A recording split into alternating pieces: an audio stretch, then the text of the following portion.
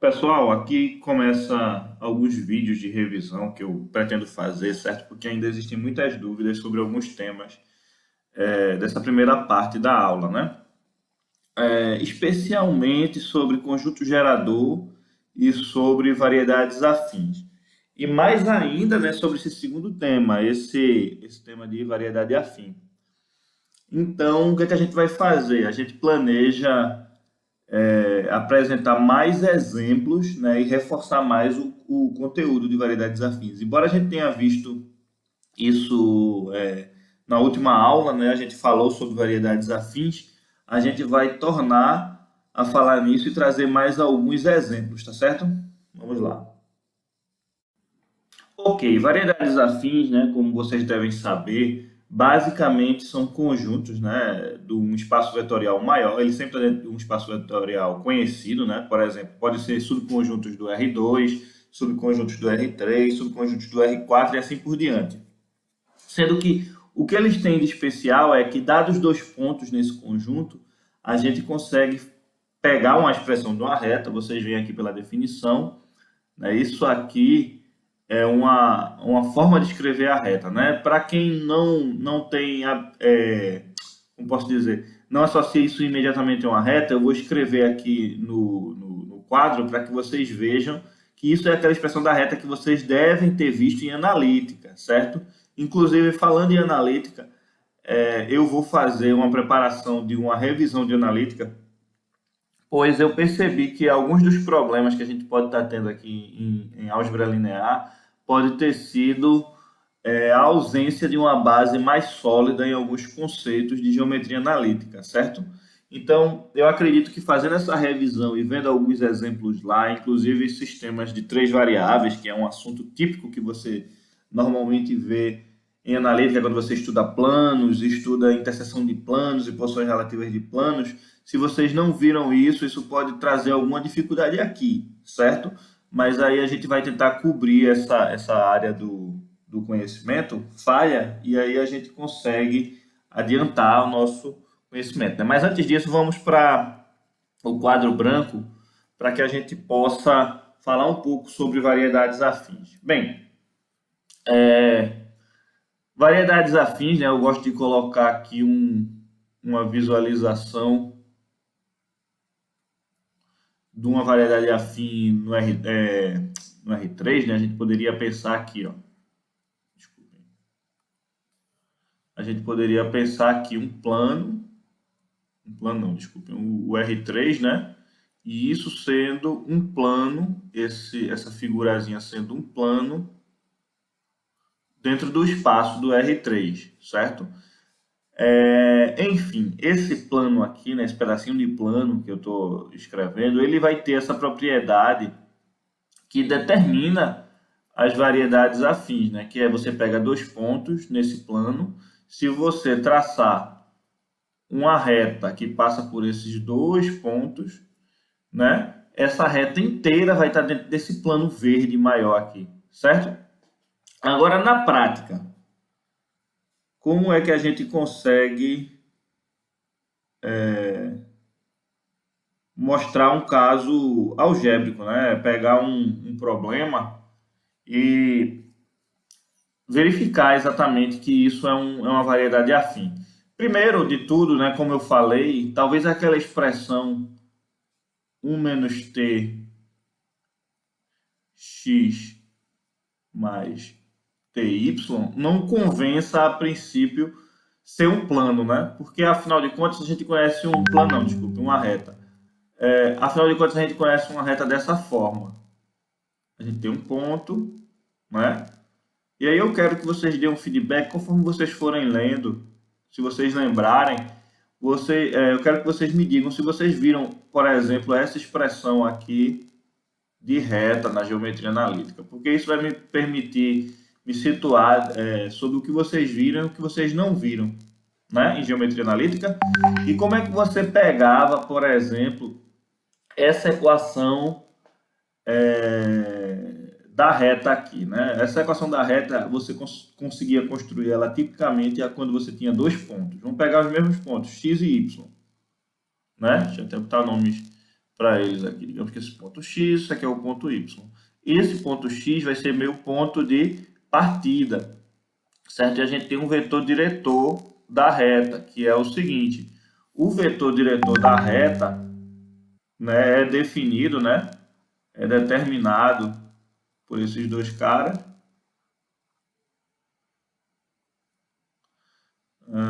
E fica o seguinte: v, o vetor v, é igual a y menos x, certo?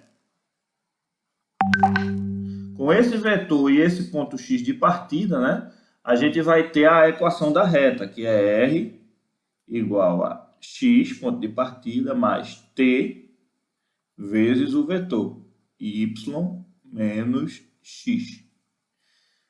Sendo que isso aqui, se você reorganiza, dá exatamente isso. Veja como. Se a gente juntar onde tem x, né, a gente tem x menos tx mais o que, né? Ty. Se isolar o x, vai ficar 1 menos t, exatamente como está aqui em cima, mais ty. Certinho? Daí a gente tem que essa equação aqui, né, para quem é estranho, basicamente é a equação da reta. Por isso que eu vivo dizendo, é uma variedade afim, é um conjunto cujos dados dois pontos lá, a reta que passa por esses dois pontos, ela está dentro do conjunto que é candidato à variedade afim. Belezinha? Bem, isso é uma primeira parte. O que é que eu quero agora? Eu quero que a gente consiga verificar alguns exercícios semelhantes aos que tem na lista de vocês, certo? Deixa eu só preparar aqui o exercício. Aqui, pessoal, a questão 5, né, de grupo, eu peguei a primeira lista. Tem a segunda lista, né, como vocês sabem, da primeira parte, onde eu incluí mais 6 questões. Mas o enunciado dessa quinta é igual. O que é que a gente tem? A gente tem aí um plano, certo? Ele não é um plano homogêneo. O que eu quero dizer que ele não é um plano homogêneo, né? O plano homogêneo vai ser o que o D é sempre zero, né? Esse lado aqui, ao invés de um D qualquer, é um zero. Esse daqui, em particular, ele tem um D que pode ser um número real, certo? Porque ele não especifica, né? A, B, C e D são números reais quaisquer. E aí isso é um plano. Para quem viu em geometria analítica, está bem situado a definição do que é um plano, né? Que é uma expressão dessa forma aqui. Para quem não viu, depois eu peço que vocês assistam um vídeo que eu vou falar mais sobre esse tema aí, certo? Então, veja. Quando eu tenho esse tipo de expressão, o que é que acontece? Né? Eu estou sugerindo, né, que isso aí seja uma equação de um plano e que um plano é uma variedade afim, né? Eu boto aqui. Mostre que a reta que passa pelos pontos, aí eu dou 2 pontos lá genéricos, satisfaz o plano, certo? Eu vou fazer o seguinte. Aqui, como está com 3 variáveis, eu vou fazer com 2, só como um exemplo, certo? E aí vocês podem generalizar, quem vai resolver a questão 5 pode generalizar para 3 variáveis, certo? Veja, retomando, né, onde a gente tinha parado, deixa eu puxar aqui um pouquinho para baixo e escrever aquela expressão. Veja, eu tenho o seguinte, lá eu tenho um plano AX mais BY mais CZ igual a D. Né? Isso aqui é um plano no R3. Certo? E aí o que é que eu tenho?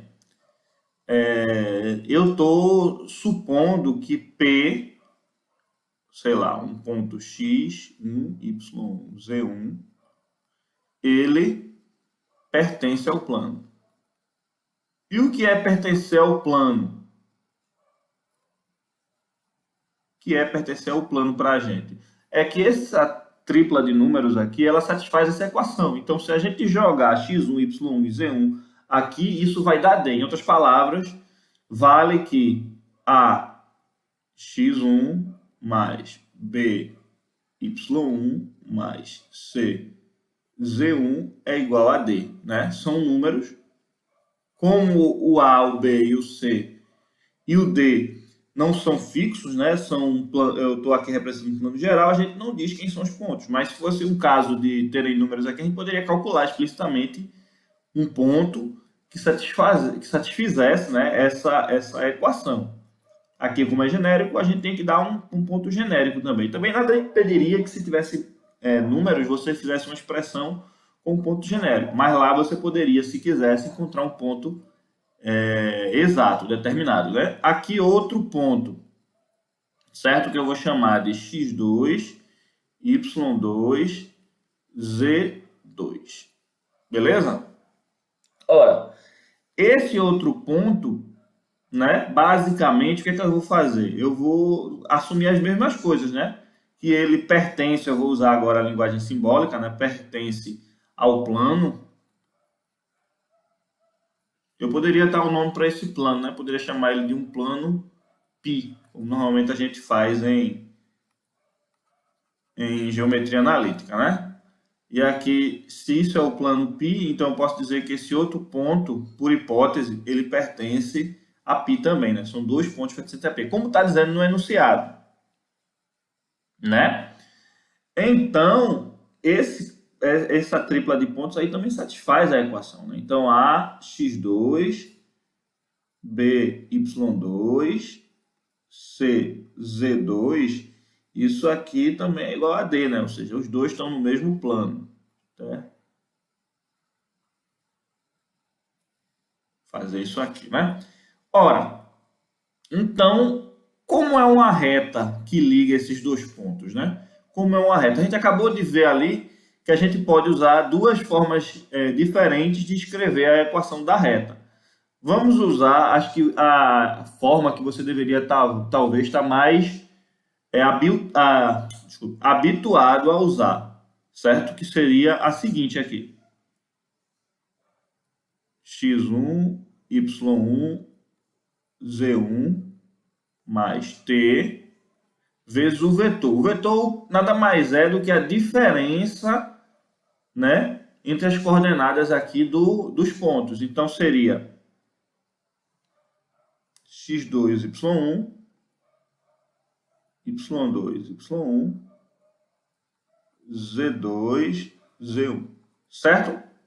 Então, aqui eu tenho a equação da reta, né, que eu posso organizar naquela segunda forma dessa maneira aqui, né? Eu posso pegar 1 menos t, o primeiro ponto, só para ver que eu posso escrever das duas formas sem problema nenhum. y1, z1, mais t, y1, desculpa, y2, né? É o segundo ponto. Eita, desculpa, detalhe. Enganei aqui. x2, y2, z2. Então, o que a gente tem que fazer? Ora, quando eu faço o t variar, né, o t ser real qualquer, tanto aqui como aqui, eu tenho que vai sendo desenhada essa reta que contém esses dois pontos.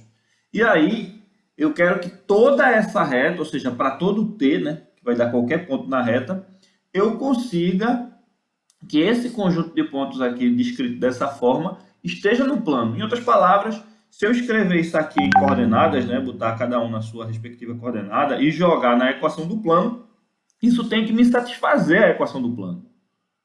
Correto? Então vamos lá, o trabalho agora é colocar esses caras dentro da equação do plano, né, aquela lá de cima, e a gente espera que isso aí seja, enfim, quando você joga nos lugares de x, y, z, isso aí dê D no final, né?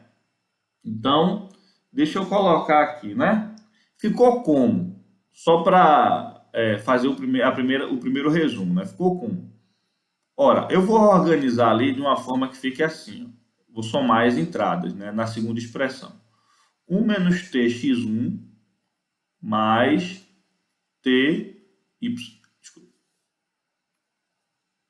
x2. Somei as primeiras entradas daquele vetor, né? Aí, sucessivamente, né? 1 menos t y1 mais TY2. Por último, 1 menos T Z1 mais TZ2. Pronto. Aqui eu tenho a soma das entradas, né, da expressão da segunda reta. Então eu vou jogar isso lá na minha equação. A, que é o meu x, né? O meu x vai ser tudo que está na primeira entrada, né? Da reta de modo geral. 1 menos t x1 mais t x2. Mais b 1 menos t y1 mais t y2. Mais, por último, né, C 1 menos T Z1 mais T Z2. Certinho? Somei os três, né? Vou reorganizar aqui da seguinte forma. Ora, tem uns pedaços, né? Eu até vou destacar com outras cores, que tem 1 menos T, né? Que são os primeiros. Então vai ficar assim. Todos esses que tem 1 menos T, né? Eu vou até botar 1 menos T aqui em destaque. E vou escrever o que acompanha, né? Vou distribuir aqui, ó, 1 menos T, aí vai ter o A, X1. Que o menos T eu isolei, vai ficar B, Y1. E aqui, ó, por último, C eu isolei 1 menos T, vai ficar C, Z1. Certo? Pronto. Isolei 1 menos T. Os outros todos têm T, então vou usar a mesma lógica. Vou botar aqui um T em destaque. E aqui eu escrevo o que sobra. Veja. Como eu estou aqui no segundo pedaço, vai ficar A, X2. Pelo segundo, B, Y2. E pelo terceiro, C, Z3. Certo? Ora, isso aqui e isso aqui nada mais são do que a substituição das coordenadas do primeiro ponto e do segundo ponto nas expressões do plano. Então, isso aqui, meus jovens, é o D, né? É o valor que a gente já assumia por hipótese que o ponto x1, y1, z1 estava no plano, né? Então, quando você joga uma expressão desse tipo, ele dá D. A mesma coisa para o segundo ponto. Então, o que fica? Fica 1 menos t d mais td, que no final isso é d. Em outras palavras, jogamos qualquer ponto da reta, né, no plano, na equação, na primeira parte da equação do plano, e a gente verificou, fazendo as contas, que isso aqui dava D. Então, esses pontos todos aqui, né, para qualquer T que você substitua, eles vão estar no nosso plano original pila, certo? Então, isso é suficiente para concluir que essa reta está realmente, né, dentro do plano. Isso aí você poderia fazer para quaisquer conjunto de dois pontos pegos na variedade afim, certo? Aqui a gente tem uma expressão em si, mas às vezes a nossa questão é mais conceitual, certo? Aí daqui a pouco eu vou fazer também mais um exercício, que é basicamente o exercício da lista, né, da lista individual, que é o exercício que diz o seguinte: dados duas variedades afins, a interseção dela também é uma variedade afim. Deixa eu voltar para o texto do exercício, para vocês verem aqui, né? Aqui, essa segunda. Dadas duas variedades afins, mostre que a interseção dessas variedades afins também é uma variedade afim, né? Basicamente, isso é importante porque a gente vai pegar... quando a gente está resolvendo sistemas, a gente está pegando interseção de planos daquela forma que a gente acabou de ver, né? E a gente acabou de ver que um plano, o conjunto, né, de solução do plano é uma variedade afim. Os pontos que satisfazem aquela equação do plano é uma variedade afim. Então, se a gente mostra que a interseção de duas variedades afins é uma variedade afim, então a gente vai poder sempre dizer que a gente vai representar as soluções de sistemas como variedades afins, né? Esse é o grande objetivo, né? Esse é o grande objetivo. Deixa eu aqui destacar o seguinte, a questão que eu estou falando é essa segunda aqui, ó, certo? E aí a gente vai resolver também lá no quadro. Belezinha? Deixa eu vir aqui para baixo. Pelo menos iniciar a resolver, né? Basicamente, né? O que é que a gente quer? Eu quero que vocês escrevam para mim melhor e tudo mais. Mas o que a gente quer? A gente tem aqui, de forma a ser um esboço da questão, a gente tem V e W, certo? E, por exemplo, a gente tem um ponto qualquer. Desculpem, deixa eu apagar aqui. 2 pontos P e Q que pertencem a essa interseção VW. O que a gente quer é que a reta, uma reta que contenha esse segmento aí, né? Que ela esteja inteiramente contida nessa interseção VW, certo? Mas o que a gente sabe sobre o conjunto, né? Os V e W? Os V e W individualmente eles já são variedades afins. Então, por exemplo, se você constrói a reta 1 menos t p mais t q, isso aqui, por hipótese, já estava contido na variedade W. E também, essa mesma reta, né, já que os pontos estão no mesmo tempo, tanto em V como em W, essa mesma reta está inteiramente contida em V. Né? Então, ora, se esse conjunto está todo em W e esse conjunto está todo em V, então na interseção, como todos os pontos aqui são comuns uns aos outros, a gente consegue concluir que essas retas aí, elas estão, né, na interseção desses dois conjuntos, certo? A ideia é essa. Eu acredito, inclusive, que o monitor fez um vídeo bem explicativo sobre isso aí, né? Ou pelo menos ele planeja fazer mais à frente.